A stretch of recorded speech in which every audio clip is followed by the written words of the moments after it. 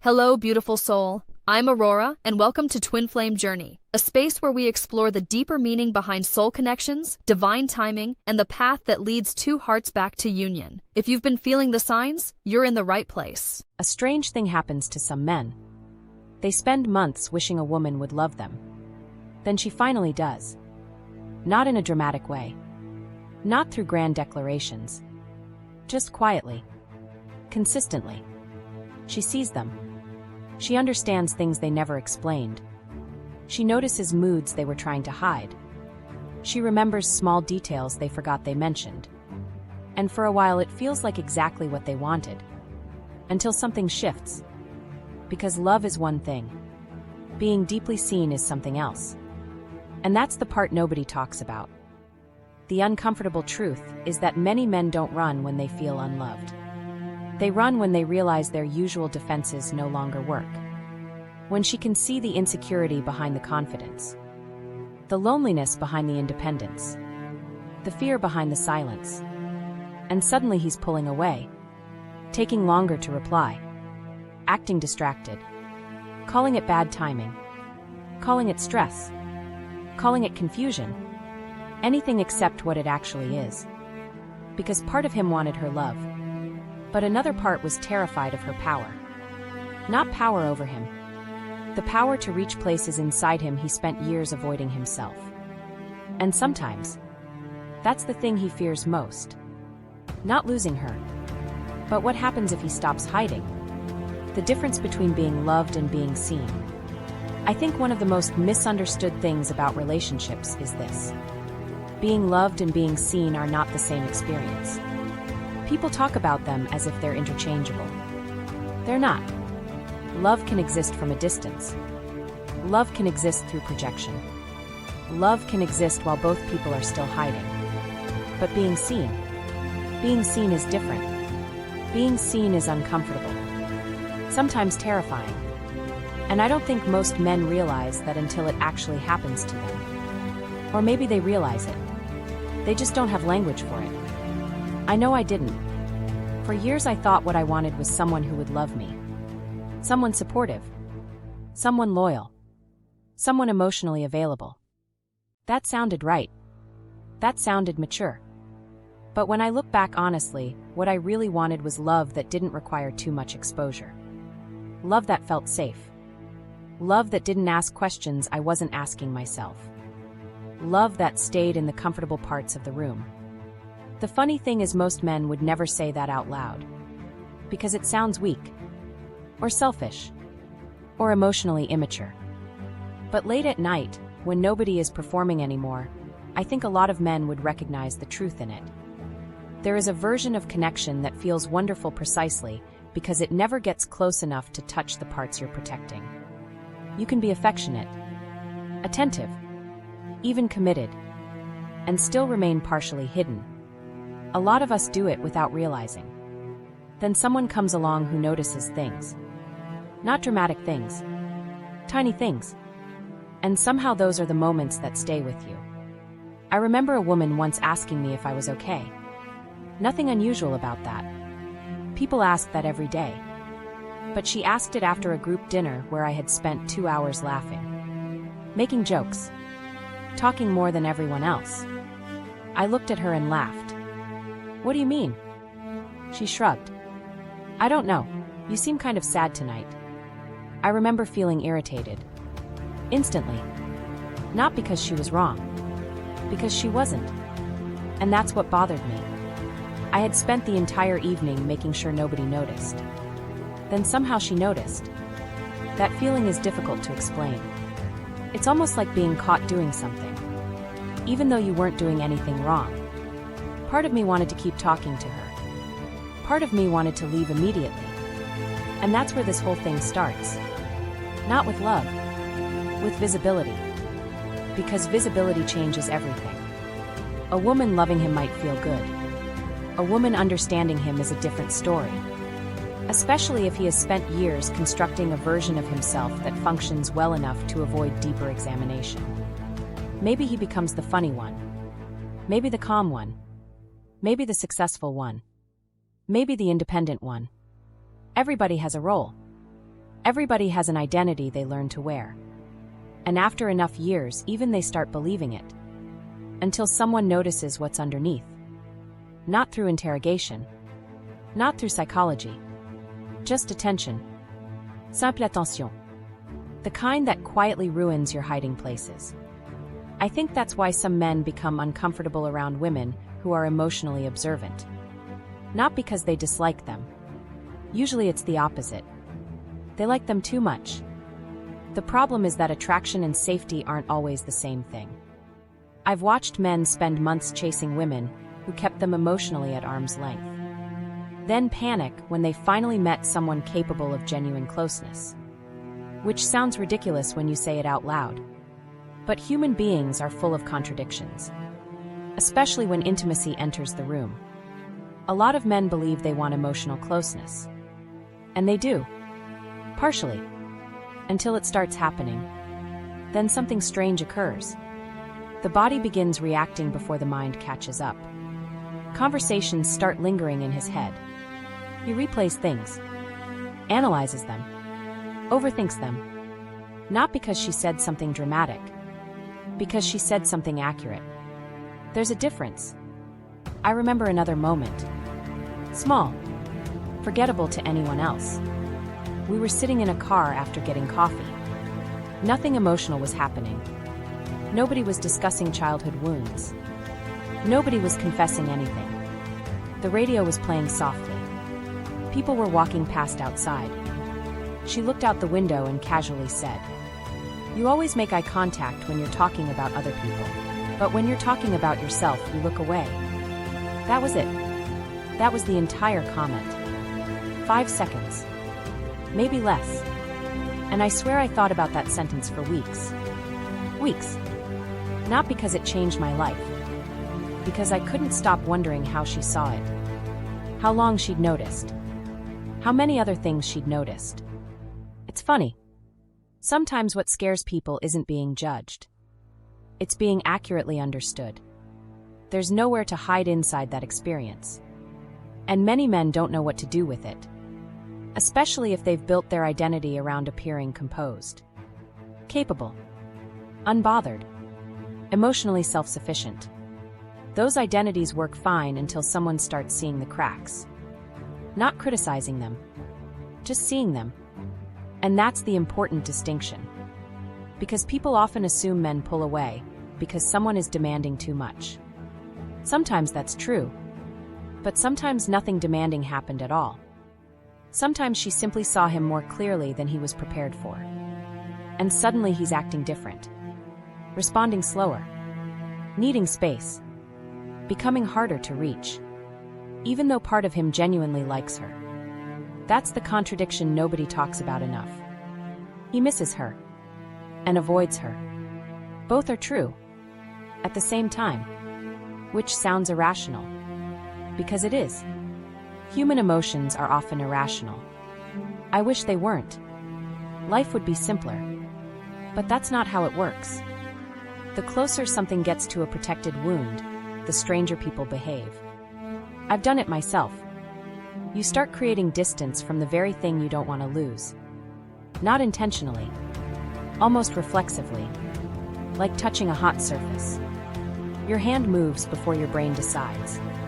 Sometimes emotional exposure feels exactly like that. And afterward, he can't even fully explain why he's pulling away. His explanations sound logical. Work stress. Timing.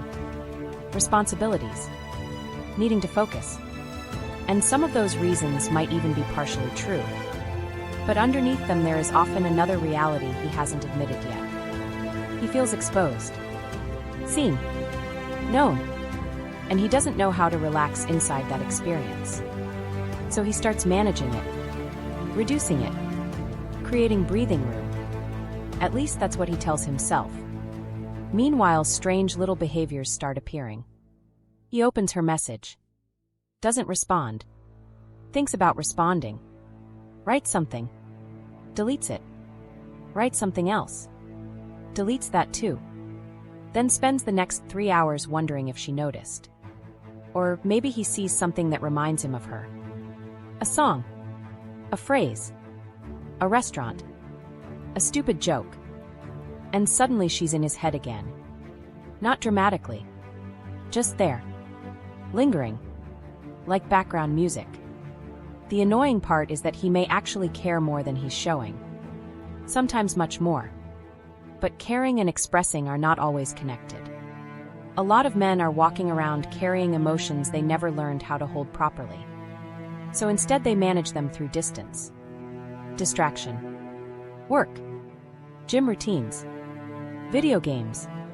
Scrolling.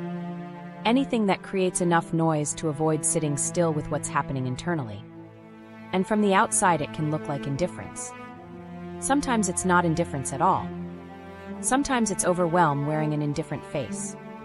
I think that's why the difference between being loved and being seen matters so much. Love says, I care about you. Being seen says, I notice you. And strangely enough, the second one can feel far more vulnerable. Because once someone truly notices you, maintaining old illusions becomes harder. Not impossible, just harder. And maybe that's where the discomfort begins. Not because she loves him. Not because she's asking for anything. Not because she's trying to control him. But because for the first time in a long time, he has the unsettling feeling that someone can see past the version of himself he's been showing the world. And he isn't entirely sure whether that makes him feel safe. Or terrified. Maybe both. Probably both. And that's where this story really begins. The moment he realizes she notices everything. There is usually a moment. Not a dramatic moment. Not some movie scene where music swells and everybody suddenly understands what's happening. It's smaller than that. Almost disappointingly small. A sentence. A glance. An observation made so casually that she probably forgets it 10 minutes later. But he doesn't. Because that's the moment he realizes she notices things. Not the things he chooses to show. The things that slip through. And once that realization settles in, something changes. I don't think people talk enough about how unsettling it can be when someone starts paying attention to details you've spent years overlooking in yourself.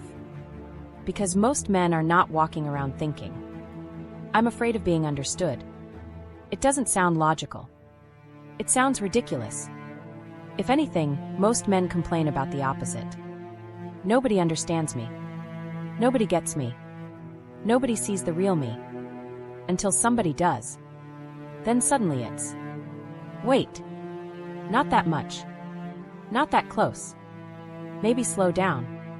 I remember one particular conversation. Nothing important was happening. At least that's what I thought. We were texting late at night. One of those conversations that accidentally stretches until 1 in the morning. Then 2. Then neither person wants to be the first one to say goodnight. The topic itself wasn't emotional. We were talking about random things. Work. Music. Stupid childhood memories. Nothing deep. At least not intentionally.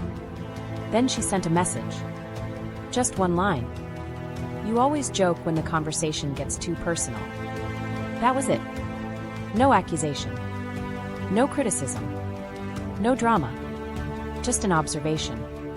And I remember staring at the screen. Actually staring. Like the words had physically changed shape. I even laughed. Out loud. Alone. Because my first reaction wasn't agreement. It was defense. What are you talking about? I don't do that. Then almost immediately another voice appeared. Yes, you do. I sat there looking at the message. Phone in my hand. Kitchen light still on. Half-finished glass of water next to me. And suddenly I couldn't stop noticing how many times I'd done exactly what she described. Not just with her. With everyone. A joke. A distraction. A quick change of subject. Anything to keep moving. Anything except staying in the uncomfortable moment. The strange thing wasn't that she noticed. The strange thing was that I hadn't. At least not consciously. And that's when it starts happening. He begins replaying interactions. Not because he's obsessed. Because he's confused. He's trying to figure out what else she's seeing. What else is obvious? What else has been visible the entire time? It's a weird experience. Because part of him feels impressed. Another part feels exposed. And those feelings don't coexist peacefully. One says, "Wow, she really understands me." The other says, "That's dangerous." Not dangerous in a manipulative way. Dangerous in a personal way. The kind of danger that comes from losing control of the image you've spent years managing. Because whether people admit it or not, most of us have carefully edited versions of ourselves. Not fake versions, just curated ones. We highlight certain parts, hide others. We tell stories that make sense. We leave out the messy details. We present ourselves in ways that feel manageable. Then somebody starts noticing the things between the lines. And suddenly the entire system becomes unstable. I think that's why some men become unexpectedly self-conscious around women they genuinely like. Not because they're trying to impress her. Because they know she notices things. And once they know that, they start noticing themselves. That's where the trouble begins. He becomes aware of every hesitation. Every awkward reaction. Every emotional twitch. I remember hearing a woman say once, "You get quiet whenever you're disappointed." I hated that she said it. Not because she was wrong. Because she was right. And because I knew she was right before she finished the sentence. It's a strange feeling. Like somebody reading your journal while you're still writing it. Not because they're invading your privacy. Because they're accurately describing something you weren't ready to acknowledge. And then there are the moments that really stay with him. The tiny moments. The ones that shouldn't matter. I think those are actually the worst. Because they prove she isn't paying attention only during serious conversations. She's paying attention all the time. She notices how he becomes slightly more energetic when discussing something he genuinely loves. She notices which stories he repeats. She notices which subjects make him uncomfortable. She notices the difference between his real laugh and his social laugh. And once he realizes that, he can never fully go back. I think that's the moment many women misunderstand. Because from her perspective, she's just observing. She's not trying to create pressure. She's not demanding vulnerability. She's not forcing intimacy. She's simply paying attention. But internally, he's having an entirely different experience. Internally, something like this is happening. How did she notice that? I don't know. Did I make it obvious? Apparently. How long has she known? Good question. Does she notice everything? That I hope not. And that's the funny part. The answer is usually no. She doesn't notice everything. But once he starts believing she might, his imagination takes over. Now every interaction feels different. Every silence feels louder. Every emotional reaction feels more visible. I think this is where a lot of men accidentally start creating distance. Not because they care less. Because they care more. Enough to become self-conscious. Enough to become aware. Enough to start monitoring themselves. And self-monitoring is exhausting. Especially for someone who already struggles with emotional exposure. I've watched this happen. I've lived this. A man can spend months wanting deeper connection. Then finally encounter it.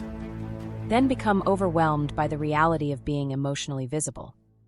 Not because intimacy is bad. Because intimacy is real. And reality is harder than fantasy. Fantasy allows control. Fantasy allows editing. Reality includes awkward pauses. Contradictions. Uncertainty. Human flaws. The version of himself she sees isn't the polished version. It's the actual version. And that's the version he isn't sure how to protect. I remember another moment. Small again. Always small. We were walking somewhere. I don't even remember where. What I remember is that she suddenly asked, "Why do you apologize every time you need something?" I laughed. Immediately. Reflexively. Then I said, "I don't." And she looked at me. Not arguing. not trying to win, just looking. Then she smiled. You literally just did it. The embarrassing thing? She was right. Again. And for the rest of the day, I couldn't stop hearing myself. Sorry, can I ask something? Sorry, could you help me with this? Sorry, I know you're busy. Sorry. Sorry. Sorry. Little habits. Invisible habits. The kind you don't notice until someone points them out. And that's when another realization begins forming. She's not just seeing him. She's seeing patterns. Patterns he didn't know were patterns. And that can be deeply unsettling. Because patterns tell stories. Stories about fears. Stories about insecurities. Stories about needs. Stories about wounds. Not because she's analyzing him. Because behavior speaks. And she listens. That's the difference. Most people hear words. She notices behavior. Most people hear explanations. She notices contradictions. Most people accept the performance. She notices the hesitation behind it. And eventually he starts realizing something uncomfortable. The version of himself he thought was hidden isn't nearly as hidden as he imagined. Not to her. Maybe not to anyone. Maybe people have always seen more than he thought. Maybe she was simply the first person willing to acknowledge it. That realization can make someone feel incredibly close. And incredibly nervous. At the same time, there's a strange loneliness in being unseen. But there's also a strange vulnerability in finally being seen. Both experiences can exist together. Both can feel overwhelming. Which is why he starts acting differently. Maybe he replies slower. Maybe he becomes less expressive. Maybe he starts pulling back right when things seem to be getting better. From the outside, it doesn't make sense. But internally, he's adjusting to a reality he wasn't prepared for. A reality where someone notices things. Notices moods. Notices defenses. Notices avoidance. Notices the moments he disconnects emotionally. Notices the moments he wants closeness, but suddenly retreats from it. And the more she notices, the harder it becomes to pretend those things aren't happening. That's the real shift. Not that she sees him, that now he sees himself. And unfortunately, self-awareness doesn't always create connection immediately. Sometimes it creates discomfort first. Sometimes it creates resistance. Sometimes it creates distance. Because awareness has a cost. Once you see something clearly, you can't unsee it. Once someone names a pattern, it's harder to keep calling it coincidence. And once he realizes she notices everything that matters, the relationship quietly enters a new phase. Because now he's no longer dealing only with her attention. He's dealing with his own reflection. And for some men, that's where the fear truly begins. Why his body starts reacting before his mind does. One of the strangest parts of this whole experience is that he usually doesn't understand what's happening when it starts. That's important, because people often assume he knows.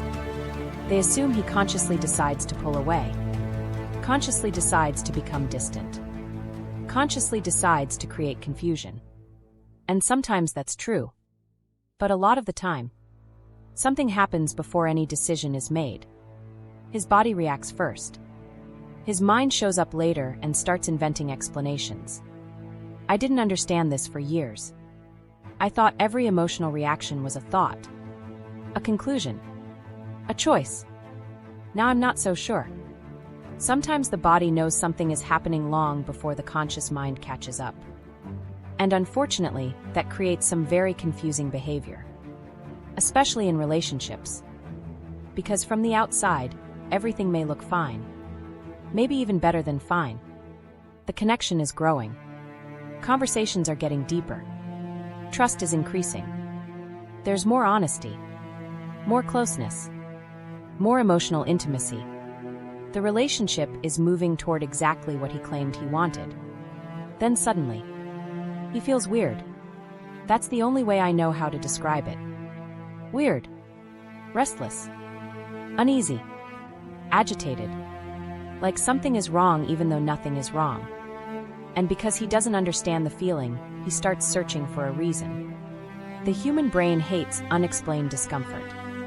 It wants answers. Any answers. Even inaccurate ones. Especially inaccurate ones. So he starts thinking, maybe I'm losing interest. Maybe we're incompatible. Maybe this is moving too fast. Maybe I'm just stressed. Maybe I need space. Maybe something feels off. And sometimes he genuinely believes these explanations. Not because he's lying, because they feel true in the moment. The problem is that he's often confusing emotional exposure with danger. And the body doesn't always know the difference. I remember a period of my life when I was getting closer to someone. Nothing dramatic was happening. We weren't fighting. Nobody was creating problems. If anything, things were becoming easier. And somehow that made me uncomfortable. I remember driving home one night after spending time with her. The roads were mostly empty. Streetlights passing every few seconds. Music playing quietly. And I noticed something strange. I felt anxious. Not a little anxious. Noticeably anxious. My chest felt tight. My thoughts felt crowded. I kept adjusting the radio. Changing songs. Turning the volume up. Turning it down. Then changing it again. And I couldn't figure out why. Nothing bad had happened. Actually, it had been a really good night. That's what confused me. If I enjoyed it, why did I feel like this? The answer didn't come until much later. Part of me wasn't reacting to what happened. Part of me was reacting to what it meant. The connection was becoming real. And reality requires vulnerability. Which sounds beautiful when people say it online. In real life, vulnerability often feels like indigestion. Like restlessness. Like not knowing why you're suddenly reorganizing your entire apartment at midnight. I wish I were joking. But I've seen it happen. I've done it. You spend an evening feeling emotionally close to someone. Then suddenly you're deep cleaning your kitchen. Answering work emails from 3 weeks ago. Rearranging furniture. Anything except sitting still with the feeling. Because stillness would mean acknowledging what's happening. And that can be surprisingly difficult. Especially for men who learned early in life that emotions were something to manage rather than experience. So the body starts finding exits. Tiny exits. Harmless exits. Productive exits. Socially acceptable exits. And nobody notices. Not even him. At first. Then another behavior starts appearing. The phone. The ridiculous phone behavior. I swear half of modern relationships exist inside this strange space between wanting to text someone and refusing to text someone. He checks her messages. Then doesn't respond. Not because he doesn't want to. Because he suddenly feels overwhelmed by the fact that he wants to. There's a difference. A huge difference. He opens the conversation. Reads it. Smiles. Thinks about what to say. Starts typing. Deletes it. Types something else. Deletes that too. Locks the phone. Puts it down. Picks it back up 3 minutes later. Reads the conversation again. Then convinces himself he should wait. For what? Who knows? Sometimes even he doesn't know. I've had internal conversations that sounded ridiculous. Text her. Not now. Why? I don't know. Do you want to talk to her? Yes. Then text her. Maybe later. Why later? Exactly. No answer. Just discomfort. Just hesitation. Just a feeling he can't explain. And because he can't explain it, he starts obeying it. That's where things become complicated. Because emotions don't always arrive with instructions. Sometimes they arrive as sensations. A knot in the stomach. A racing heart. A restless evening. A sudden need for distance. And if he lacks emotional language, those sensations become decisions. The feeling becomes the truth. Even when it isn't. Especially after intimacy. Nobody talks enough about what happens after intimacy. Not physical intimacy. Emotional intimacy. The night she learns something real about him. The night he opens up. The night he admits something vulnerable. The night he says what he actually feels. People assume that moment creates more closeness. Sometimes it does. Sometimes it creates panic. Not immediately. Usually the next day. The next morning he wakes up and remembers everything he revealed. And suddenly he wants to crawl back inside himself. I've seen men do this. I've been this man. The night before, he's open. Present. Connected. Then 24 hours later, he's distant. Shorter replies. Less energy. More space. And everybody gets confused. Including him. Because logically it makes no sense. Emotionally it makes perfect sense. Exposure happened. Now protection begins. It's almost automatic. Like touching a bruise. The body reacts before thought arrives. I think this is why women sometimes feel whiplash. One day he's moving closer. The next day he's pulling away. One day he's vulnerable. The next day he's emotionally unavailable. One day he's sharing. The next day he's hiding. And from her perspective it feels contradictory. Because it is contradictory. The problem is that contradictory doesn't mean dishonest.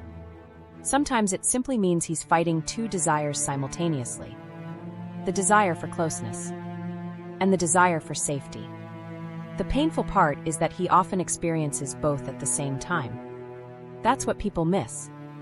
He's not always choosing one over the other. Sometimes he's trapped between them. Missing her while avoiding her. Thinking about her while ignoring her messages.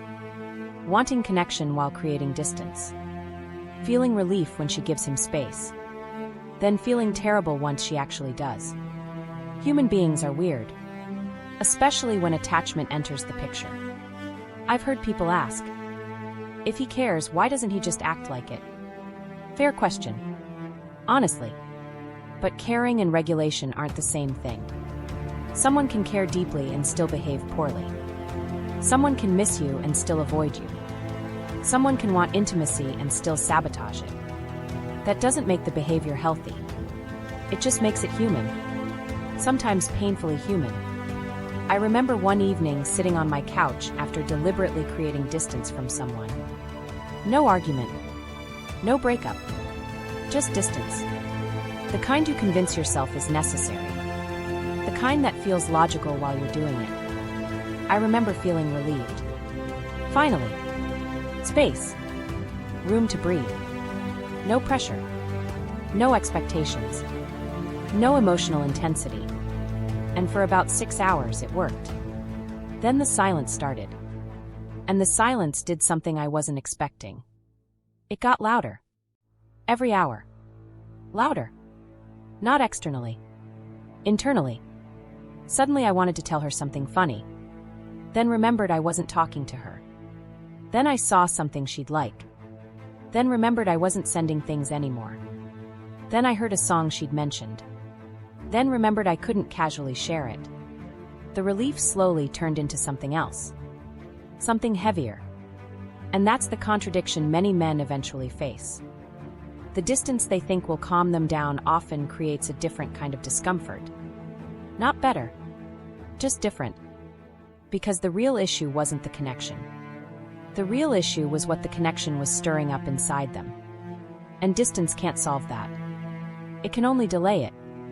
Sooner or later, he finds himself sitting alone with the thing he was trying to avoid. Not her. Himself. The emotions. The fear. The vulnerability. The reality that someone matters. The reality that he could lose them. The reality that he actually cares. And sometimes that's the most frightening realization of all. Not that she has power over him, but that she matters enough to affect him. Enough to make his heart race when her name appears. Enough to make him stare at a message longer than necessary. Enough to make him feel relief and grief in the same hour. Enough to make him drive through the city at night, replaying one conversation from 3 weeks ago. One sentence. One look. One moment. trying to understand why his body knew before his mind did. Why something inside him reacted long before he could explain it. And why the closer he felt to her, the harder it became to pretend he wasn't affected. Because by now, something uncomfortable is becoming impossible to ignore. The anxiety isn't coming from the connection. The restlessness isn't coming from her. The discomfort isn't coming from intimacy itself. It's coming from the fact that intimacy is exposing parts of him he can no longer avoid. And in the next chapter, that's exactly where things start getting even more uncomfortable. Because now he's about to come face to face with the parts of himself he never wanted anyone examining in the first place. The parts of himself he never wanted examined. I don't think most men are consciously hiding. At least not in the way people imagine. It's usually not some deliberate decision. It's not like he wakes up one morning and thinks, "Today I'm going to build emotional walls and avoid vulnerability." Nobody talks to themselves like that. Most of the things he hides were hidden long before he knew they were hidden. Long before adulthood. Long before relationships. Long before her. They became automatic. Normal. Part of his personality. Or at least what he believes is his personality. And that's what makes this stage so uncomfortable. Because eventually he starts realizing that some of the things he thought were personality traits might actually be survival strategies. And that realization is not nearly as exciting as people make it sound. It's embarrassing, confusing, sometimes even humiliating. Because nobody likes discovering that they've been carrying old defenses into places where they're no longer needed. Especially if those defenses helped them survive at one point. I remember hearing someone say, "Your strengths usually started as adaptations." At first I thought that sounded profound. Then later I realized it was just painfully true. The independent guy. The emotionally controlled guy. The funny guy. The successful guy. The guy who never needs help. The guy who never asks for anything. The guy who always seems fine. Sometimes those aren't identities. Sometimes they're armor. Useful armor. Effective armor. Armor that worked for years. Until somebody gets close enough to notice it. And that's where she becomes unintentionally disruptive. Not because she's trying to change him. Not because she's analyzing him. But because her presence starts revealing things. Things he normally outruns. Things he normally keeps busy enough not to think about. Things he normally buries beneath routines and responsibilities. The strange part is that she often doesn't even know she's doing it. She asks a simple question. Makes a casual observation. Shows consistent care. And suddenly old emotions start surfacing. Not because she created them. Because she accidentally removed the distractions covering them. That's a very different thing. I think this is one of the biggest misunderstandings in relationships. People often assume the relationship is creating the discomfort, when sometimes the relationship is simply exposing discomfort that was already there. A splinter hurts when pressure touches it. That doesn't mean the pressure created the splinter. The splinter was already there. I've seen this happen with insecurity. Especially the kind of insecurity men rarely talk about. Not the obvious stuff. The hidden stuff. The quiet fears. The fears that sound irrational when spoken aloud. The fear of not being enough. The fear of disappointing someone. The fear of eventually being abandoned once someone sees the whole picture. The fear that love has conditions attached. The fear that intimacy creates expectations he can't meet. The fear that someone will eventually discover he isn't as confident as he appears. Most of these fears don't walk around introducing themselves. They stay underground. Quiet. Invisible.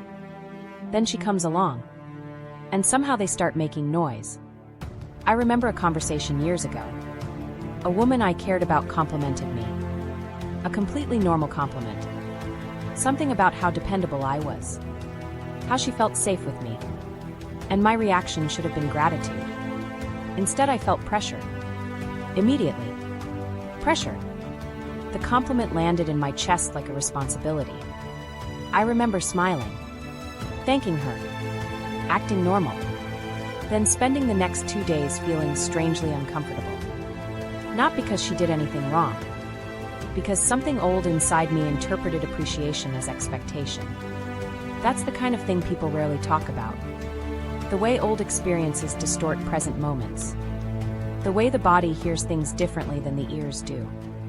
She says, "I trust you." And somehow he hears, "Don't fail."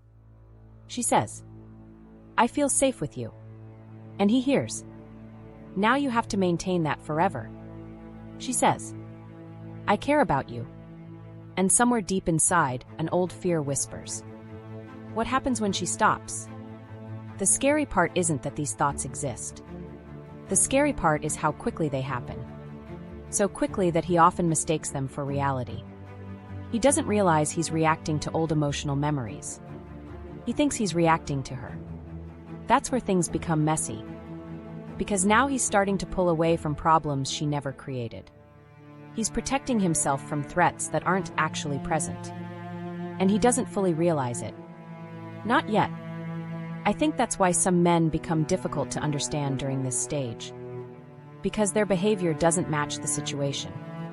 The relationship may be healthy. The communication may be healthy. The connection may be healthy. But internally he's fighting ghosts. And ghosts don't follow logic. Ghosts follow memory. A memory of rejection. A memory of criticism. A memory of feeling inadequate. A memory of being emotionally dismissed. A memory of needing something and not receiving it. Most people don't think about these moments anymore. Consciously. But that doesn't mean they disappeared. I sometimes think old emotional experiences are like songs playing in another room. You stop noticing them after a while.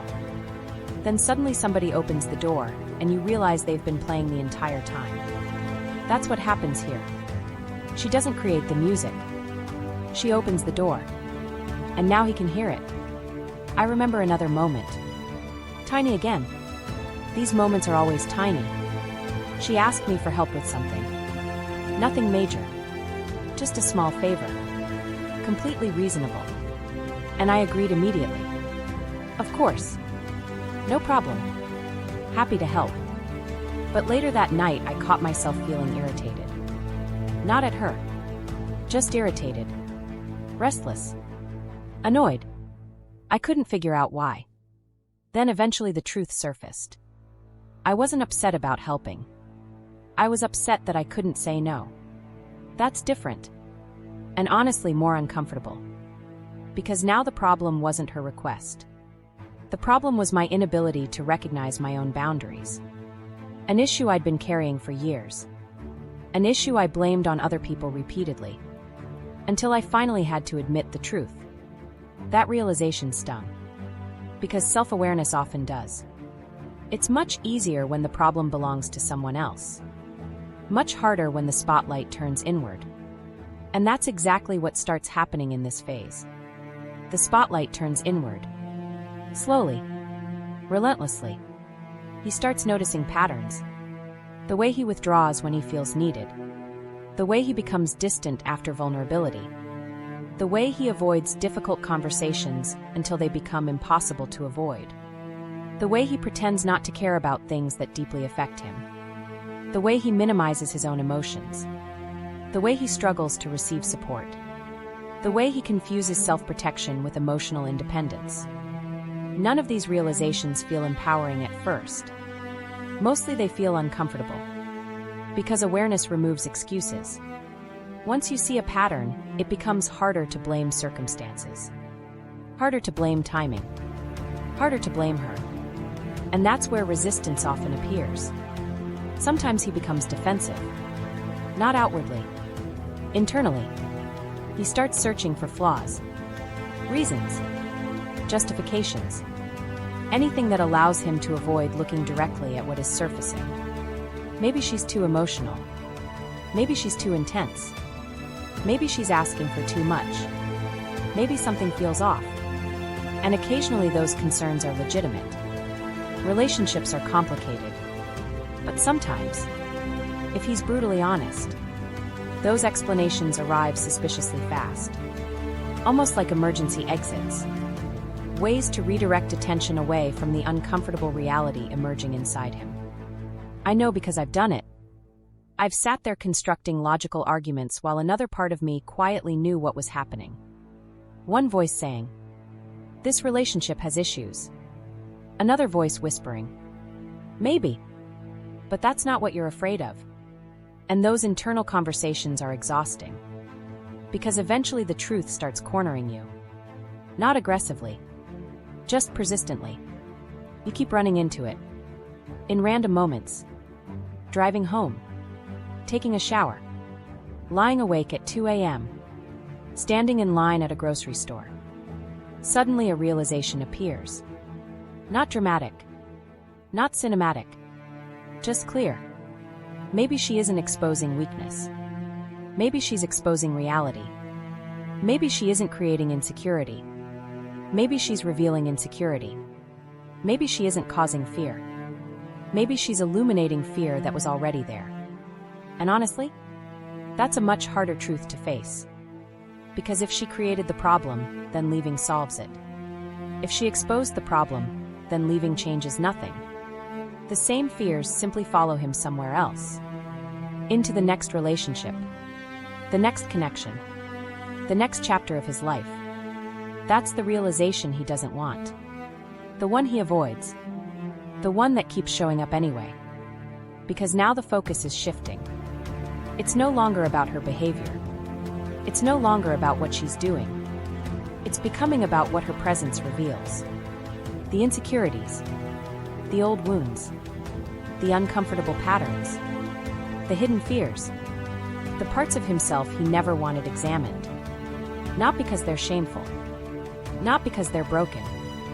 But because acknowledging them means surrendering the illusion that he's fully in control. And for someone who has spent years surviving through control, that realization can feel terrifying. Because now he's standing in front of a mirror he didn't ask for. And every day it becomes a little harder to look away. Which leads to the next stage. The stage where awareness finally becomes overwhelming enough that he starts doing what many men do when emotional exposure reaches a certain threshold. He starts creating distance. Not dramatically. Not all at once. Just enough to breathe. Just enough to feel safe again. Or at least that's what he tells himself. And that's where the next chapter begins. The night he starts creating distance. Most people think distance begins with a decision. A conversation. A conflict. A clear turning point. Something obvious. Something you can point to later and say, "That's where everything changed." But honestly, most of the time it doesn't happen like that. Most of the time distance begins quietly. Almost invisibly. Like a crack forming in a window. Nobody hears it happen. Nobody notices at first. Not even him. Especially not him. Because if you had asked him a week earlier whether he wanted distance, he probably would have said no. And he would have meant it. That's the confusing part. He isn't sitting there plotting an escape. He isn't secretly hoping the connection fails. In many cases, he's emotionally invested already. More than he wants to admit. More than he's comfortable admitting. But investment and capacity are not always the same thing. You can care deeply about something and still feel overwhelmed by it. You can want something and still panic when it arrives. Human beings do this all the time. And this chapter begins on one of those nights. Not a dramatic night. Not a breakup night. Not a betrayal. Not a fight. Just an ordinary evening. The kind that becomes important only in hindsight. Maybe she's asleep. Maybe they've just finished talking. Maybe she sent a sweet message. Maybe she told him she missed him. Maybe she shared something vulnerable. Maybe she simply made him feel loved. And somehow that's exactly the problem. Not because love is the problem. Because now he can feel how much he cares. And suddenly that reality is sitting in the room with him. I remember a night like that. I was sitting alone in my apartment. The television was on. Muted. Not because I was watching it. Because I wanted noise without actually hearing anything. You ever do that? Turn something on just so the room doesn't feel empty? The glow of the screen filled the room. Outside, traffic moved through the city. Inside, everything felt strangely quiet. And I kept replaying a conversation. Nothing dramatic. She had said something kind. Something sincere. Something that should have made me feel closer. Instead, I felt restless. I got up, walked into the kitchen, opened the refrigerator, closed it, walked back to the couch, picked up my phone, put it down, checked social media. Didn't absorb a single thing I looked at. The discomfort wasn't huge, but it was there, persistent, like a stone in my shoe. And eventually a thought appeared. Not a truth, just a thought. Maybe I need some space. The funny thing is how reasonable that sounds. Space. Such an innocent word. Healthy even. Everybody needs space. And sometimes that's true. Sometimes space is healthy. But sometimes space becomes a socially acceptable explanation for emotions we don't fully understand. Because if he says, "I need space," that sounds mature. What sounds much harder is, "I'm becoming emotionally attached and it scares me." Nobody wants to say that. Especially not men who built entire identities around being composed. Independent. Self-sufficient. Emotionally unaffected. So distance begins. Not dramatically. Incrementally. He takes slightly longer to respond. Not enough for anyone to notice immediately. Just enough for him to feel some relief. Then a little longer. Then a little more.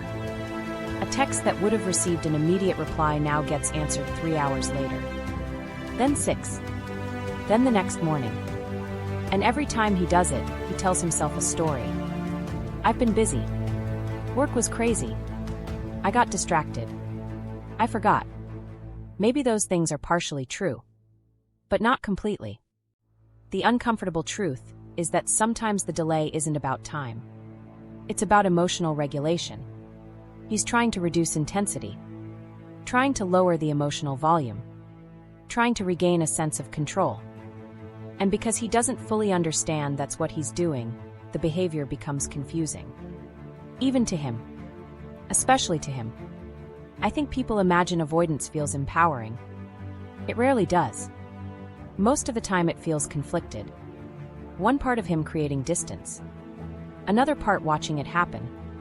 The internal dialogue often sounds ridiculous. "You should text her."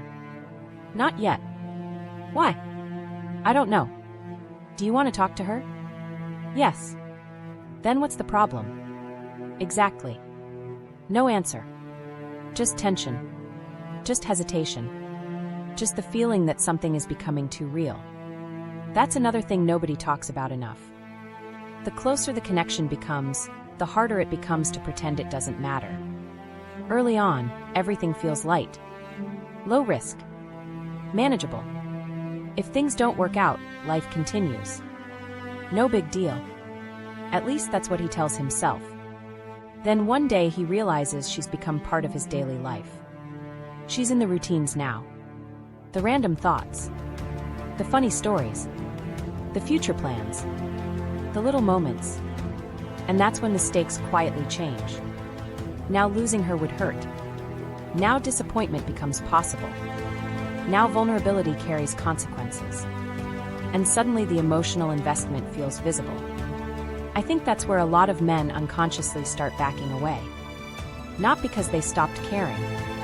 Because they finally realized how much they do. Which is a very different thing. I remember one night staring at a message for almost 20 minutes. 20 minutes.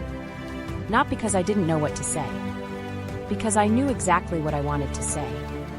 And somehow that felt worse. The message was simple. "I miss you too." That's all. 7 words. Normal words. Words that should take 2 seconds to send. Yet I sat there staring at the screen. Thumb hovering. Heart beating faster than it should have been. Because sending those words meant acknowledging something. Acknowledging that she mattered. Acknowledging that I was affected. Acknowledging that I wasn't nearly as detached as I liked to imagine. Eventually, I locked the phone and set it face down. As if that solved anything. As if avoiding the message changed the reality behind it. The next morning, the feeling was still there. Of course it was. Feelings don't disappear because notifications do. But this is where the rationalizations start becoming stronger. And honestly, some of them sound convincing. Maybe we're moving too fast. Maybe I need to focus on myself. Maybe I'm not ready. Maybe this isn't the right time. Maybe I need to figure things out. And to be fair, sometimes those things are genuinely true. Life is complicated. Timing matters. Readiness matters. But sometimes those explanations arrive suspiciously close to emotional exposure. Suspiciously close to vulnerability. Suspiciously close to the moment things start feeling real. And if he's honest, really honest, he sometimes knows it. There's often a quiet voice underneath all the explanations. The voice he tries not to hear. The voice that sounds something like this. You're scared. No, I'm not. Then why are you pulling away? I just need space. Do you? Or are you overwhelmed? Silence. Because sometimes the answer is obvious. Not easy, but obvious. I think one of the saddest things about this stage is that he often looks emotionally calm from the outside. That's the illusion. The illusion of distance. The illusion of certainty. The illusion of control. Meanwhile, internally, he's running circles around the same thoughts. Wondering if he's doing the right thing. Wondering why relief doesn't last.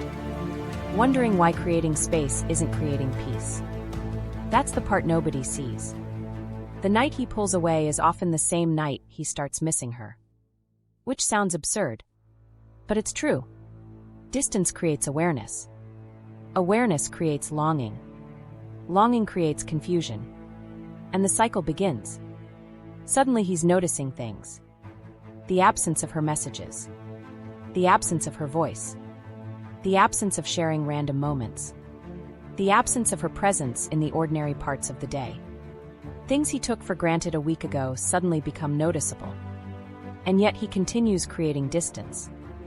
Because the fear hasn't disappeared. The fear is still there.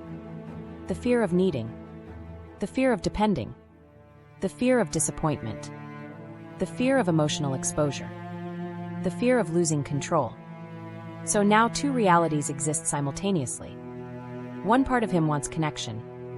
Another part wants protection. One part moves forward. Another part hits the brakes. One part misses her. Another part avoids her. Neither side fully wins. And he gets stuck in the middle. That's why this stage feels so confusing to everyone involved. Because his behavior starts contradicting his feelings. He becomes colder after intimacy. Quieter after closeness. More distant after connection. Not because the connection failed. Because it succeeded. And that's what makes it so difficult to understand. The thing he's reacting to isn't rejection. It's significance. The relationship matters now. She matters now. And that realization is exposing fears he can no longer ignore. So he starts creating distance. Small distances. Manageable distances. The kind he believes will help him breathe. The kind he believes will restore balance. The kind he believes are temporary. Maybe they are. Maybe they aren't. But one thing is becoming increasingly clear. The distance isn't solving the problem. It's revealing it. Because every mile he creates between himself and her seems to bring him closer to something he doesn't want to face. The truth. The truth that what feels like pressure may not actually be pressure at all. And in the next chapter, that's exactly what begins to unravel. Because he's about to discover that the thing he calls pressure might actually be power. Not her power over him. Her power to make him feel things he spent years avoiding. When power gets mistaken for pressure. I think this is where people often get the story wrong. They look at his behavior and assume he's running from love. Or commitment. Or intimacy. And sometimes that's partially true. But if you've ever sat inside the experience yourself, you realize something more complicated is happening. A lot of men aren't reacting to what she is doing. They're reacting to what they think her presence means.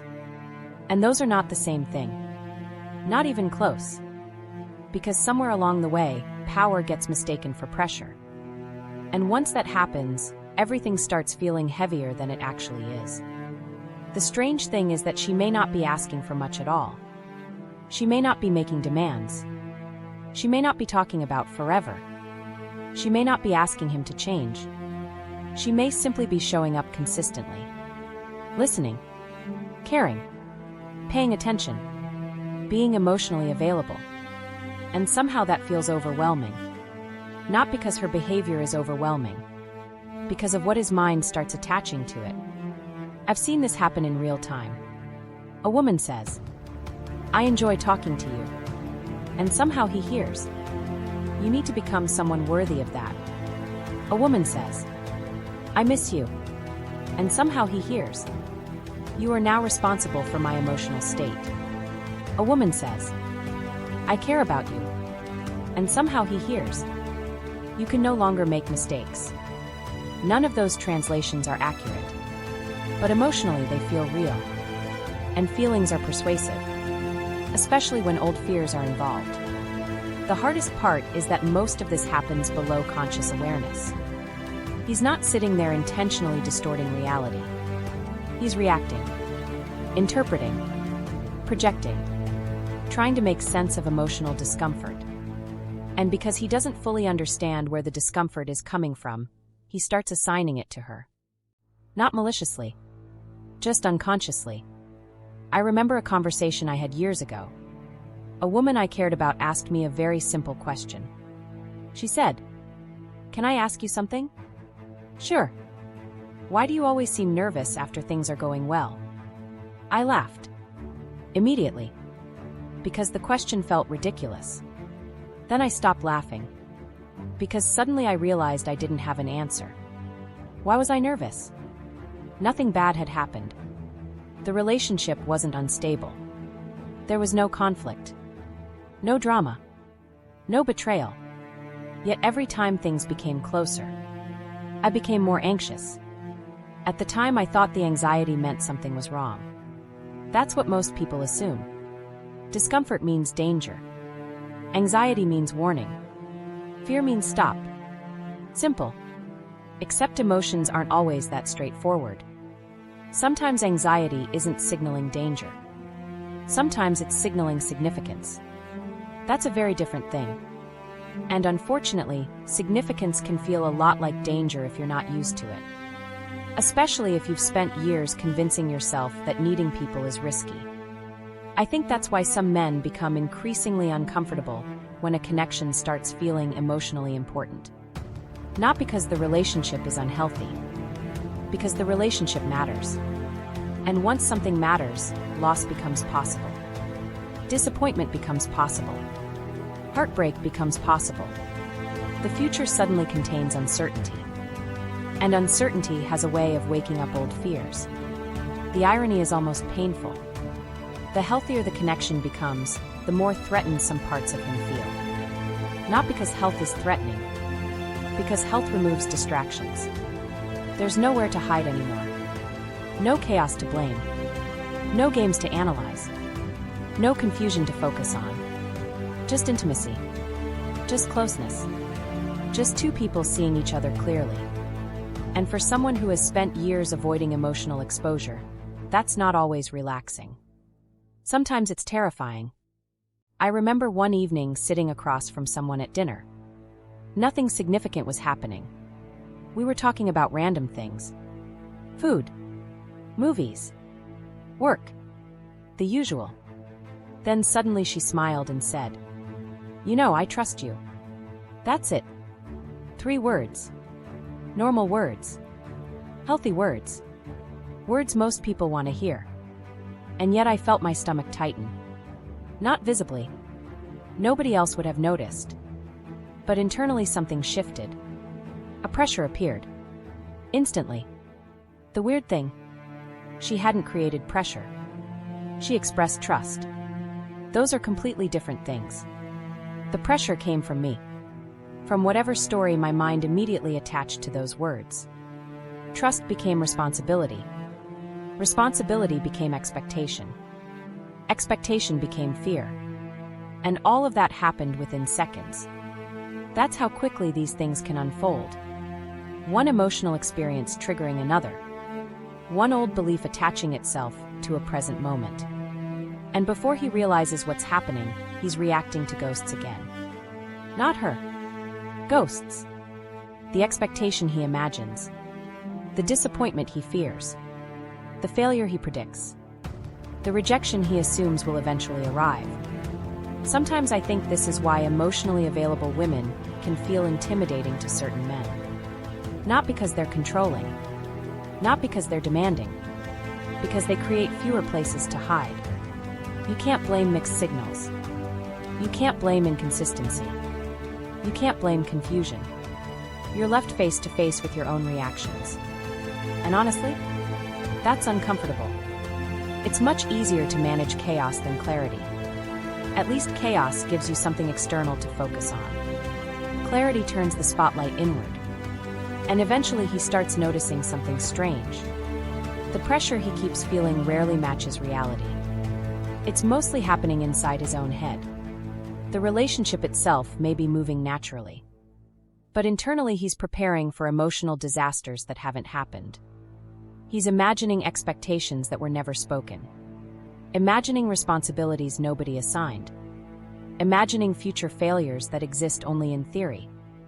And because these fears feel real, he begins behaving as though they are real. That's where distance often enters again. Not because she did something wrong. Because he's trying to escape a pressure she never created. I remember having an internal argument with myself one night. One of those late-night conversations that happen when you're staring at the ceiling and pretending you're going to sleep. A voice said, "This is becoming too much." Another voice responded, "Is it?" "Yes." "How?" No answer. Just emotion. Just discomfort. Just the feeling that something was becoming too important. The truth was embarrassingly simple. The connection mattered. That's what felt overwhelming. Not her behavior. Not her expectations. The significance. That's all. And significance changes people. Once someone matters enough, every interaction carries more emotional weight. A delayed response means more. A misunderstanding means more. A moment of distance means more. Everything becomes amplified. Not because the relationship changed. Because emotional investment increased. That's why some men start interpreting ordinary relationship moments as pressure. A simple check-in feels like an obligation. A caring message feels like a demand. Consistency feels like expectation. Closeness feels like responsibility. And eventually he starts believing that what overwhelms him is her. When often it's his reaction to caring.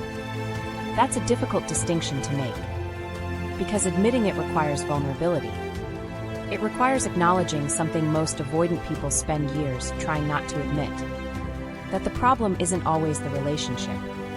Sometimes the problem is how deeply the relationship affects them. I know that's not a comfortable truth. I've watched people spend months convincing themselves they're overwhelmed by another person. Then suddenly realize they were overwhelmed by their own feelings. Those are very different experiences. One blames the connection. The other examines it. One creates distance. The other creates awareness. Neither feels easy. But only one leads anywhere useful. And here's the part nobody wants to admit. Sometimes he knows. Not fully. Not consciously. But some part of him knows. Some quiet part recognizes that she's not actually asking for impossible things. Some quiet part realizes she isn't creating the pressure. She's revealing it. She's exposing beliefs that were already there. Beliefs about worthiness, failure, responsibility, love, loss. Beliefs he inherited years ago. Long before her. Long before this relationship. Long before he understood where they came from. And because those beliefs are now being challenged, everything feels unstable. The emotional ground beneath him is shifting. The old explanations aren't working anymore. The old defenses aren't working anymore. The old distance isn't creating relief anymore. And that's when another uncomfortable phase begins.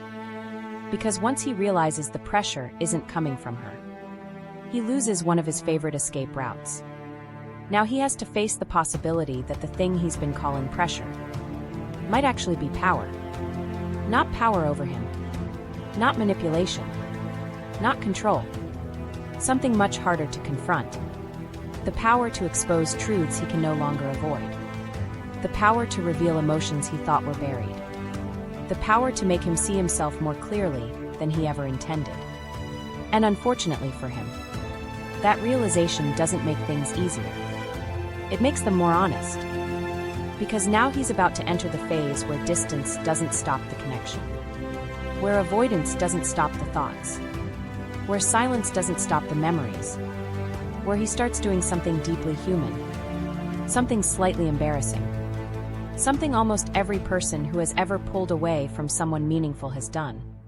He starts looking back, even while pretending he's moved on. And that's where the next chapter begins. The embarrassing things he does after pulling away. Nobody really talks about what happens after he creates distance. They talk about the pulling away, the silence, the disappearance, the confusion. But they rarely talk about what happens on his side of the silence. And honestly, some of it is embarrassing. Not tragic. Not poetic. Just embarrassingly human. Because people often imagine that once he pulls away, he's completely detached. Certain. Unaffected. Living his life. Moving forward. Maybe sometimes that's true. But a lot of the time, not even close. A lot of the time he's doing strange little things he would never admit out loud. Things that don't match the image he's presenting. Things that completely contradict the distance he's creating. That's the weird part. His behavior toward her may become colder. But internally, she often becomes louder. I remember realizing this about myself years ago. I had convinced myself I needed distance. I had built an entire case. Logical arguments. Reasonable explanations. Perfectly mature justifications. I was absolutely certain. Or at least I thought I was. Then one night I opened her profile. Just for a second. That's what I told myself. Just checking. Nothing serious. 30 minutes later I was still there. Looking at photos I'd already seen. Reading comments that had nothing to do with me. Staring at details that suddenly felt important. The shirt she was wearing. The people she was with. The expression on her face. All while telling myself I didn't care. Human beings are ridiculous sometimes. Especially when feelings get involved. That's one of the most confusing parts of avoidance. The external behavior and the internal reality stop matching. He acts distant. But he pays attention. He disappears. But he watches. He stops reaching out. But he notices everything. The song she posted. The quote she shared. The fact that she changed her profile picture. The fact that she didn't. The fact that she was online. The fact that she wasn't. And every time he notices these things, he has another internal argument. Why are you checking? I don't know. Do you miss her? Not really. Then why are you here? No answer. Again. Just silence. Just another uncomfortable truth sitting in the room. The thing about emotional distance is that it often creates space for imagination. And imagination is dangerous. Because reality has limits. Imagination doesn't. When you're talking regularly, things stay grounded. You know what's happening. You know where you stand. You know what's real. Once distance enters the picture, the mind starts filling in gaps. And the mind is rarely objective. Especially at night. Especially when loneliness enters the conversation. Especially when regret begins quietly forming in the background. I think some of the hardest moments happen in completely ordinary situations. Not dramatic moments. Not life-changing moments. Tiny moments. The kind nobody else would notice. He's walking through a grocery store. Sees her favorite snack. Instantly thinks of her. He's driving home. Here's a song she showed him months ago. Suddenly she's in the car with him again. At least in his mind. He's watching a movie. A scene reminds him of a conversation they had. Now he can't focus on the movie anymore. It's strange how attachment works. People think we miss the big moments. Sometimes we do. But often we miss the ordinary ones. The routine. The familiarity. The little interactions that became part of daily life without us noticing. And here's where things become painfully ironic. The distance he created to feel less affected often makes him more aware of how affected he actually is. Not less. More. Because now there are gaps. And gaps reveal importance. You don't notice water until it's gone. You don't notice habits until they're interrupted. You don't notice someone's place in your life until the space they occupied becomes empty. I remember sitting on my couch one evening. Phone in my hand. Conversation window open. No intention of sending anything. At least that's what I told myself. I typed a message. Deleted it. Typed another one. Deleted that too. Then locked the screen. 5 minutes later I unlocked it again. Same conversation. Same hesitation. Same internal debate. Send it. No. Why not? Because. Because what? Nothing. There was never a good answer. Just fear wearing different outfits. That's another thing that happens after he pulls away. The stories become less convincing. At first the distance feels logical. Necessary. Protective. Over time it becomes harder to maintain that certainty. Because now he's alone with the consequences. And consequences have a way of clarifying things. The silence becomes louder. The absence becomes more noticeable. The relief he expected doesn't fully arrive. Or if it doesn't stay. That's something many people don't understand. Distance often creates temporary relief. Temporary. The key word is temporary. For a little while he feels lighter, more in control, less emotionally exposed. Then something shifts. The relief starts fading, and what remains is the original feeling. Only now it's mixed with missing someone. That's where things become complicated. Because now he has two problems instead of one. The vulnerability that scared him, and the absence he created. Neither feels good. Neither fully leaves. And because he doesn't know what to do with either one, he often becomes even more confusing. Especially from the outside. I've seen men become emotionally colder, while secretly becoming more attached. That contradiction sounds impossible until you've lived it. But it happens. The less contact there is, the more room there is for fantasy. Memory. Projection. Regret. All the things that grow best in silence. Sometimes he starts replaying conversations. Not intentionally. His brain just keeps returning to them. A random sentence she said 3 months ago. A joke. A compliment. A look. A moment. The ridiculous thing is that these memories often become stronger after distance. Not weaker. I once spent weeks replaying a conversation that lasted maybe 60 seconds. 60 seconds. That's all. Nothing dramatic happened. She laughed at something. Then she looked at me in a particular way. That's it. Yet somehow my brain turned that tiny moment into a full-length documentary. Replaying it over and over. Trying to understand why it mattered. Trying to understand why it stayed. Trying to understand why I couldn't fully let it go. And underneath all of that replaying was a truth I didn't want to admit. I missed her. Simple. Embarrassingly simple. Not philosophically complex. Not spiritually profound. Just human. I missed her. But admitting that felt harder than avoiding her. Which tells you everything you need to know. Sometimes men will do incredibly complicated things to avoid simple emotional truths. We really will. We'll analyze. Rationalize. Overthink. Create distance. Create stories. Create confusion. all to avoid saying, "I care. I miss her. I'm scared." 3 simple sentences. Yet somehow those sentences can feel impossible, especially if vulnerability still feels dangerous. I think that's why this phase often looks so contradictory. One part of him wants to move on. Another part keeps looking back. One part wants certainty. Another part wants connection. One part says stay away. Another part keeps checking whether she's still there. And eventually he starts realizing something uncomfortable. The distance isn't making her disappear. At all. She's still showing up. In memories. In habits. In random moments. In thoughts he didn't invite.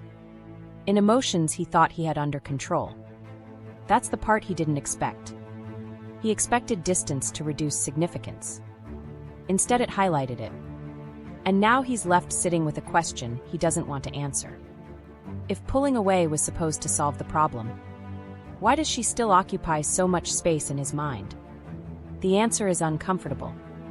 Because the issue was never proximity. The issue was meaning. And meaning doesn't disappear just because communication does. Meaning has a way of lingering. Especially when things feel unfinished. Especially when emotions remain unspoken. Especially when someone saw parts of him he rarely allows anyone to see. So now he finds himself in a strange place. Not moving forward. Not moving back. Watching. Thinking. Remembering. Pretending he's unaffected while quietly proving the opposite. And eventually, that contradiction becomes impossible to ignore. Because there comes a point where the memories stop being about her and start revealing something much deeper. Something he wasn't paying attention to before. The fact that out of all the things he remembers, it's never the grand gestures that stay. It's always the small moments. The ordinary moments. The moments that shouldn't matter this much.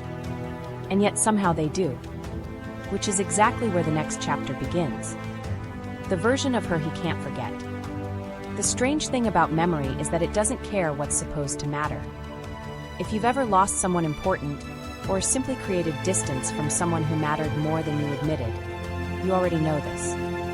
The moments that stay are rarely the ones you'd expect. Not the dramatic conversations. Not the emotional declarations. Not the big relationship milestones. Those moments matter. Of course they do. But they're usually not the ones that ambush him 6 months later while standing in line for coffee.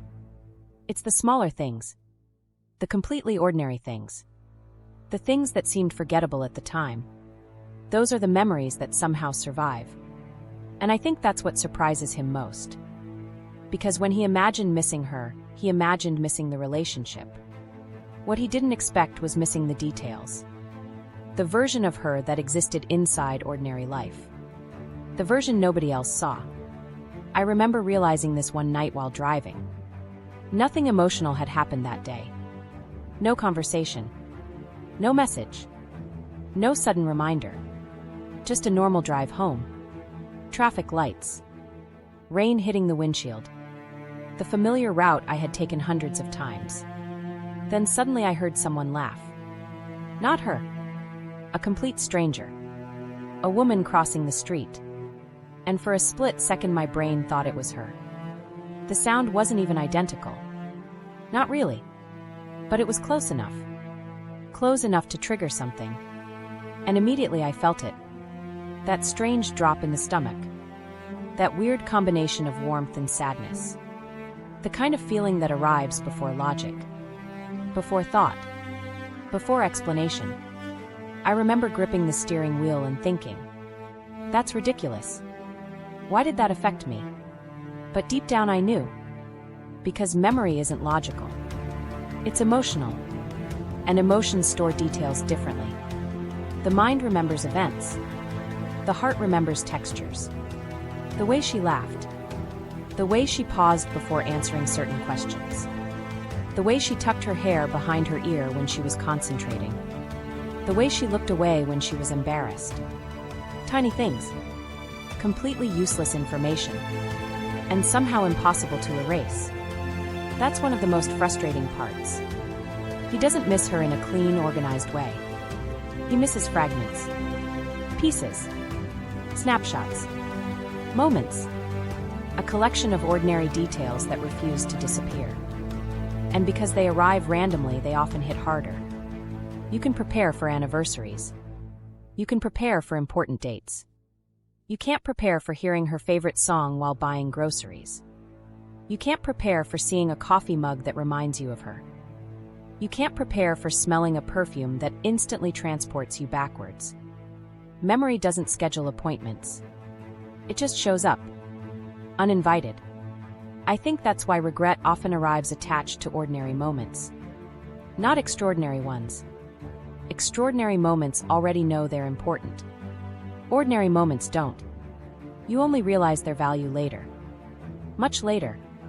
Sometimes too late. I remember replaying a memory for weeks. And honestly, nothing happened in the memory. That's what made it so frustrating. We weren't having some life-changing conversation. Nobody was confessing love. Nobody was saying goodbye. We were sitting in a parking lot eating takeout food. That's it. The entire memory. Takeout food. A parked car. A random Tuesday evening. Objectively speaking, it should have been forgettable. But it wasn't. Because of the feeling. The ease. The comfort. The complete absence of performance. Nobody was trying to impress anyone. Nobody was trying to be interesting. We were just there. Existing together. And somehow that became one of the memories that stayed. Maybe because authenticity is harder to find than excitement. I don't know. Maybe. Or maybe that's just what my mind decided to preserve. The truth is I'm not entirely sure. And I think uncertainty belongs here. Because memory itself is uncertain. People like to speak confidently about why relationships matter. Why certain people stay with us. Why specific memories survive. But honestly, sometimes I don't know. Sometimes all I know is that one random moment keeps replaying, and I can't fully explain why. Maybe that's enough. Maybe not everything needs a perfect explanation. Still, I think there is something important happening during this phase. Because the memories he keeps returning to start revealing something. Not just about her. About him. The things he remembers are clues. They reveal what actually mattered. Not what he claimed mattered. What mattered? Those are often very different lists. For example, he may have spent months telling himself the relationship wasn't that serious. Then finds himself replaying her reaction to a story he told once. Why? Why that moment? Why not the bigger moments? Because the memory isn't measuring significance logically. It's measuring emotional impact. And emotional impact doesn't follow the rules. Sometimes one genuine look matters more than 100 conversations. Sometimes one moment of feeling understood outweighs weeks of casual interaction. Sometimes one ordinary evening becomes impossible to forget. I think that's because what he misses isn't always the person. At least not entirely. Sometimes he misses who he was around her. That's an uncomfortable realization. But an honest one. There are people who bring out parts of us that quietly disappear when they leave. Not because they complete us. Because they create space for something real. Maybe he laughed differently around her. Maybe he relaxed differently. Maybe he felt less guarded. Maybe he felt more himself. Whatever that means. And after distance enters the picture, he begins noticing the absence of those things. Not immediately. Gradually. Like a room getting colder 1 degree at a time. At first you don't notice. Then one day you realize you're freezing. I remember another strange moment. I was cleaning my apartment. Nothing emotional about that. Just cleaning. Music playing. Windows open. Normal day. Then I found a screenshot. A random screenshot of a conversation. One sentence. One joke. That's all. And suddenly I stopped cleaning. Just stood there staring at my phone. Not because the conversation was important. Because it represented something. A version of life that no longer existed. And that's where grief often hides. Not in the loss itself. In the realization that certain versions of life are gone. Certain routines. Certain possibilities. Certain futures you quietly imagined without admitting it. That's what hurts. Sometimes more than the person. The possibility. The unfinished story. The things that never got the chance to become what they might have become. I think that's why he starts romanticizing certain memories. Not because they were perfect. Because they're incomplete. Incomplete stories have a way of haunting people. The mind keeps trying to finish them. Trying to solve them. Trying to understand them. Trying to rewrite them. I've caught myself doing this. Replaying conversations. Imagining alternative responses. Different choices. Different timing. Different outcomes. As if the past were negotiable. As if enough thinking could change what already happened. It can't. Of course it can't. But emotions don't always care about reality. Sometimes they just want another chance.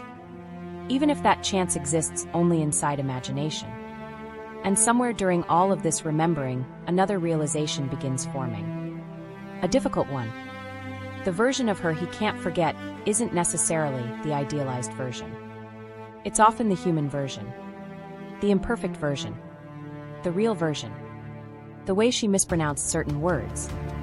The way she got excited about things other people found boring. The way she repeated stories. The way she laughed at her own jokes. The way she became quiet when something genuinely mattered. Those details survive because they were real. Reality leaves stronger fingerprints than fantasy. Fantasy impresses us. Reality stays with us. And eventually he starts understanding something painful. The memories aren't fading because they were never really about events. They were about connection. About presence. About how someone made ordinary life feel different. Not better. Just different. More alive somehow. More noticed. More meaningful. And that realization creates a question he can no longer avoid. If these small moments still carry so much emotional weight, what exactly has he been running from? Because at some point, the memories stop being evidence of her significance and start becoming evidence of his own feelings. Feelings he tried to minimize, explain away, outrun, ignore. Yet somehow they remain, waiting, patiently, in the background. And eventually those feelings become impossible to dismiss. Because memory can only carry the truth for so long before the truth starts speaking for itself. And when that happens, he enters the most uncomfortable phase of all. The phase where the excuses begin falling apart. Where the distance begins losing its logic. Where the story he's been telling himself starts colliding with reality. And that's exactly where the next chapter begins. Because now he must confront the truth he keeps arguing with. The truth he keeps arguing with. There comes a point when the explanations start wearing thin. Not all at once. Not dramatically. Just slowly. Like paint peeling from a wall. The stories he told himself still exist. But they don't fit quite as comfortably anymore. The certainty begins cracking. The logic begins wobbling. The distance stops feeling as justified as it once did. And that's when the real battle begins. Not with her. Not with the relationship. With himself. Because eventually there comes a moment when a man runs out of external things to blame. And when that happens, the spotlight lands somewhere he doesn't want it. On the truth. The truth he keeps arguing with. The truth he keeps negotiating with. The truth he keeps trying to explain away. I wish I could tell you this realization arrives as some beautiful breakthrough. It doesn't. At least not usually. Most of the time it arrives at inconvenient moments. While brushing your teeth. While driving. While trying to focus on work. While lying awake at night staring at a ceiling that suddenly feels far too familiar. It doesn't knock. It just appears. And once it does, it becomes difficult to ignore. I remember one particular night. Nothing special about it. I wasn't having some life-changing crisis. I wasn't crying. I wasn't writing in a journal. I was folding laundry. That's it. Folding laundry. The least cinematic activity imaginable. And for some reason my mind wandered back to her. Again. Another memory. Another conversation. Another unfinished thought. At first I tried pushing it away. Then eventually I got irritated. Not at her. At myself. Because by then enough time had passed that I felt like I should be over it. You ever notice how often people use the word should? I should be fine. I should have moved on. I should stop thinking about this. As if emotions care about deadlines. As if grief follows schedules. As if attachment disappears simply because enough weeks have passed. That night I remember sitting on the edge of my bed, looking around the room, completely alone, and a thought appeared. One of those thoughts that arrives so quietly you almost miss it. Maybe you cared more than you admitted. Simple. Harmless. Obvious. And yet I immediately argued with it. No. Not really. Then another voice answered. Really? Yes. You just missed the attention. Do you? Maybe not. The conversation continued. Private. Awkward. Uncomfortable. The kind of internal dialogue nobody likes admitting they have. Because the truth is, most people aren't fighting reality. They're fighting what reality implies. It's one thing to admit she mattered. It's another thing to admit what that says about you. Because now he has to confront questions he spent months avoiding. Why did he pull away? Why did he create distance? Why did he become colder right when things were becoming real? Why did he act like he wanted less when part of him clearly wanted more? Those questions don't have convenient answers. That's the problem. If the answer were simple, he'd already have it. Instead, what he finds is contradiction. Layer after layer of contradiction. Part of him genuinely wanted intimacy. Part of him genuinely feared it. Part of him wanted her close. Part of him felt safer creating distance. Part of him missed her constantly. Part of him refused to admit it. Human beings are rarely one thing.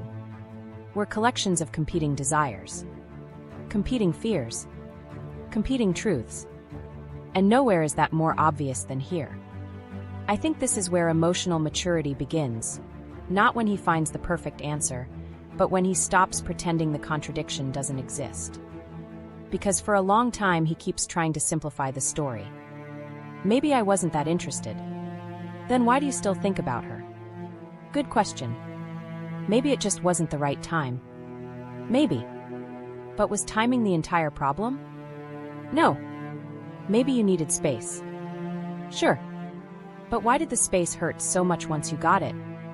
Silence. That's where the truth keeps cornering him. Not aggressively. Just persistently. Every explanation contains a hole.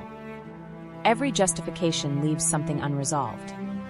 Every story he tells himself eventually runs into the same obstacle. His own feelings. The feelings he keeps trying to minimize. I remember another realization that arrived embarrassingly late. Months late. The kind of realization that makes you sit there thinking, seriously? I'm just figuring this out now. The realization was this. Understanding something doesn't automatically change behavior. That sounds obvious. But it wasn't obvious to me. I thought self-awareness would instantly solve everything. I thought once I recognized the pattern, I'd stop repeating it. Life doesn't work like that. You can understand exactly why you're creating distance. And still create distance. You can recognize your fear in real time. And still obey it. You can know better. And still do the same thing. That's one of the least glamorous truths about being human. Awareness and action are not the same thing. And during this stage he starts confronting that reality. He sees himself more clearly. But clarity doesn't immediately create courage. Sometimes it creates frustration first. Because now he can't hide behind ignorance. Now he knows. At least partially. He knows she wasn't asking for impossible things. He knows the connection mattered. He knows the distance didn't solve what he thought it would solve. He knows his feelings ran deeper than he admitted. And yet, Nothing magically changes. That's the painful part. The knowledge arrives before the transformation. Every time. I think that's why regret often enters the story around here. Not dramatic regret.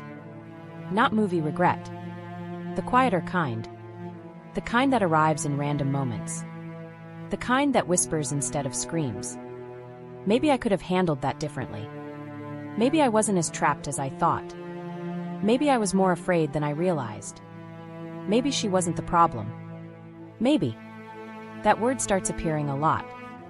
Maybe. Because certainty is fading. And uncertainty creates reflection. Reflection creates honesty. Eventually he begins revisiting specific moments. Not the moments where she hurt him. The moments where he had a choice.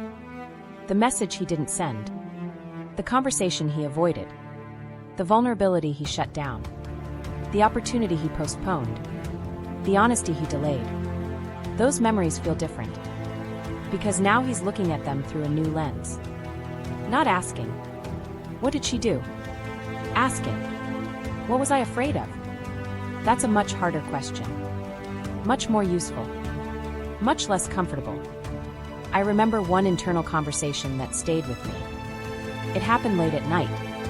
The kind of night where sleep keeps refusing to happen. One voice said, "You didn't want that much intimacy."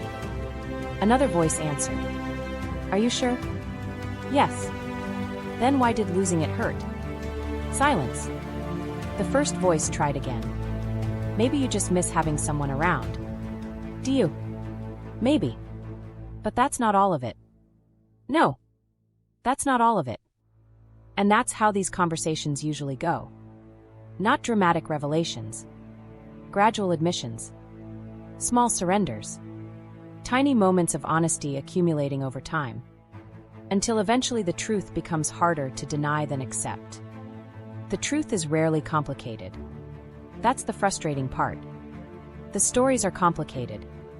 The truth usually isn't. Maybe he cared. Maybe he got scared. Maybe he created distance. Maybe he regrets parts of that. Maybe he still doesn't fully understand why. Maybe all of those things can exist simultaneously. Life is messy enough to allow that. Human beings certainly are. And once he stops arguing quite so aggressively with reality, another realization starts forming. One that's even more uncomfortable. The problem wasn't that he didn't know how he felt. Not entirely. The problem was that knowing how he felt carried consequences. Because if he admitted the truth, then he would have to acknowledge something else. Something he spent a long time avoiding. That his greatest fear wasn't necessarily rejection. It wasn't abandonment. It wasn't commitment. It wasn't even vulnerability. It was exposure. Being seen. Being known. Having nowhere left to hide. And suddenly all the pieces begin fitting together. The distance. The avoidance. The hesitation. The contradictions. The emotional confusion. The pulling away after intimacy. The strange panic when things became real. It all points toward the same thing. Not her. Him. Not because he's broken. Not because he's incapable of love. Because some part of him still believed he was safer hidden. And now that belief is finally being challenged. The argument is ending. The excuses are running out. The truth is standing there waiting. Patiently. Quietly. Unmoving. And in the final chapter, he must confront the realization that changes everything. The realization that he was never truly afraid of her love. He was afraid of what her presence revealed about himself. And once he sees that clearly, he can never quite return to the person he was before. When he finally understands what he was really afraid of. I wish this chapter ended with certainty. I wish I could tell you that one day he wakes up, understands everything, sends the perfect message, says the perfect words, and finally becomes the version of himself he always wanted to be. But that wouldn't be honest. And if there's one thing this entire story has been about, it's honesty. Messy honesty. Human honesty. The kind that arrives late. The kind that costs something. The kind that doesn't always produce happy endings. Because real life rarely gives us neat conclusions. Most of the time it gives us awareness. And then asks what we're going to do with it. That's where this chapter begins. Not with a reunion. Not with a breakthrough. Not with a miracle. Just awareness. Quiet awareness. The kind that arrives when the noise finally settles. The kind that appears after enough nights of replaying the same thoughts. After enough distance. After enough avoidance. After enough excuses. Eventually something becomes impossible to ignore. He wasn't afraid of her love. Not really. That was never the whole story. Love wasn't the thing making him restless. Love wasn't the thing making him pull away. Love wasn't the thing creating panic. Something deeper was happening. Something far more uncomfortable. Because when he looks back honestly, she wasn't controlling. She wasn't demanding. She wasn't asking him to become someone else. She wasn't forcing intimacy. She wasn't manipulating him. In many cases, she was simply present. Consistent. Attentive. Real. And somehow that felt threatening. Why? That's the question. The question he spends months avoiding. Sometimes years. And eventually the answer starts revealing itself. Not all at once. Piece by piece. Memory by memory. Realization by realization. Until finally he can no longer deny it. The thing that scared him wasn't her. It was what happened inside him when she was around. That's different. Massively different. I remember sitting alone one evening after a long period of reflection. No dramatic emotional collapse. No life-changing event. Just a quiet evening. The kind of evening where you accidentally tell yourself the truth because you're too tired to keep arguing. I was looking out a window, watching cars move through the street below. And suddenly a thought appeared. A simple thought. Maybe she didn't make me feel trapped. Maybe she made me feel visible. I remember feeling something almost immediately. Not relief. Something closer to grief. Because suddenly years of confusion started making sense. Not perfectly, but enough. Enough to see the pattern. Enough to see what I'd been avoiding. Enough to understand why intimacy had felt threatening. Visibility changes everything. Because when somebody truly sees you, the performance becomes harder to maintain. The image becomes harder to protect. The role becomes harder to play. And for someone who has spent years surviving through emotional self-protection, that's terrifying. Not because they're dishonest. Because the mask eventually becomes familiar. Comfortable. Predictable. You know how to operate inside it. You know how to stay safe there. Then somebody comes along and starts seeing beyond it. Not aggressively. Not intentionally. Just naturally. And suddenly you're faced with a choice. Stay hidden. Or be known. That sounds beautiful when people say it. In reality, it often feels awful. At first. Because being known means being exposed. Not exposed to judgment. Exposed to reality. And reality is vulnerable. Reality contains insecurity. Need. Fear. Longing. Disappointment. Imperfection. Reality contains all the things he spent years trying not to show. I think that's what finally begins clicking for him. The power he felt from her was never power over him. It wasn't dominance. It wasn't influence. It wasn't control. It was something far simpler. She had the power to make hiding difficult. That's all. And somehow that's enormous. Because hiding becomes exhausting once you've experienced being seen. Not necessarily easier. Just harder to return to. It's like learning something about yourself that can't be unknown. Once the awareness exists, it exists. You can ignore it. You can avoid it. You can distract yourself. But somewhere inside, I think that's why this stage often feels bittersweet. Because understanding arrives alongside regret. Not always regret about losing her. Sometimes regret about losing time. About the years spent running from things that didn't need to be escaped. About all the energy spent protecting wounds instead of healing them. About all the connections that were interpreted as threats simply because they mattered. I remember another internal conversation. One of the last arguments before acceptance started winning. Did you love her? Silence. I don't know. Really? No. That's not true. What isn't true?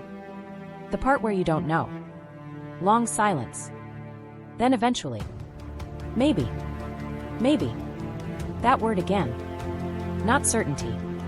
Not perfection. Just honesty. Partial honesty. The kind most people arrive at before they reach anything deeper. Because sometimes healing isn't a declaration. Sometimes it's simply stopping the argument. Stopping the endless negotiations with reality. Stopping the constant search for alternative explanations. Eventually he gets tired. Tired of pretending. Tired of rationalizing. Tired of rewriting the story. And that's when acceptance quietly enters the room. Not acceptance of the outcome. Acceptance of the truth. There's a difference. The outcome may still be unresolved. Maybe they're together. Maybe they're not. Maybe she moved on. Maybe he did. Maybe life took them in different directions. Real life does that. Not every meaningful connection ends in reconciliation. Not every realization arrives in time. Not every lesson produces a second chance. That's another uncomfortable truth. Awareness doesn't reverse time.